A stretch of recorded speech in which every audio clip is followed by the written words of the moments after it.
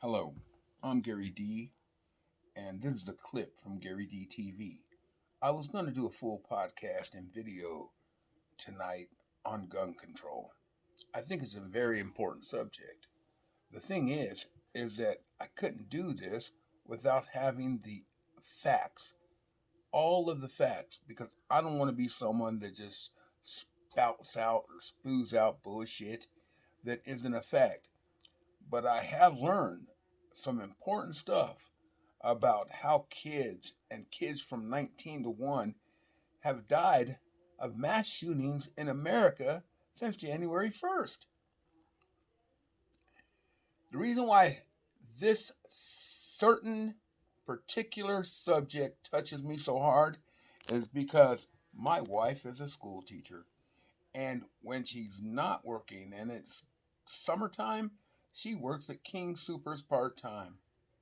So, the two places that in Colorado or any other place have been hit has been by mass shooters in public places or at elementary, middle, or high schools.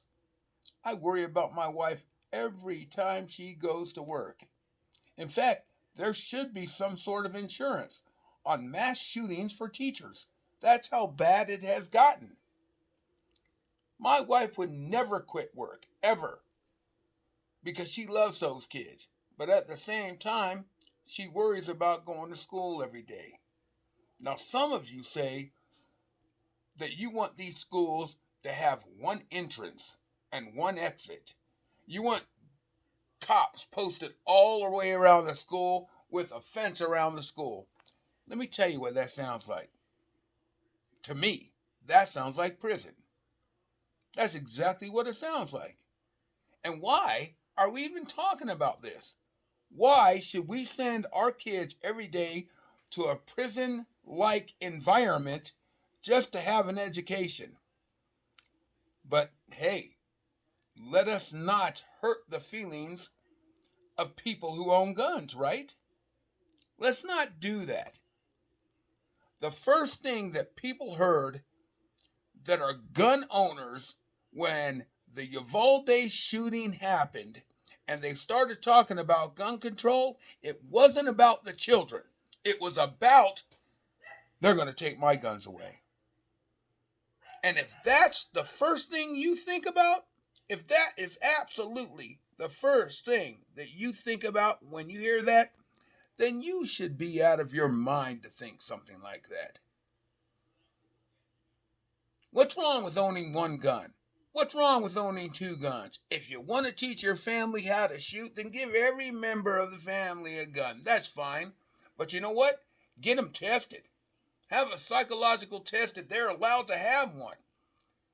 And if something happens with them, then you should be responsible. In fact, my whole thing about this, and I will tell you in the podcast, is that gun companies should be responsible for every mass shooting that happens in America. And you know why? You guys are saying, well, guns don't kill people, people kill people. Well, guess what? Those people don't get their hands on those guns if there's strict gun control laws. If the gun companies felt that they were going to be sued for every time there was a mass shooting, they would put computer chips in those guns at your fingertips only you can control. And not only that, but when you go to these private gun shows, you can't buy a gun unless it's registered with some member of the ATF. Every single gun in America should be registered and filed to that person, and that person should have to take a psychological test every year to own those guns. I'll do it, and if I can't pass that test, you can have my gun. I am not against the Second Amendment. I'm against people not having common damn sense. That's what I'm about.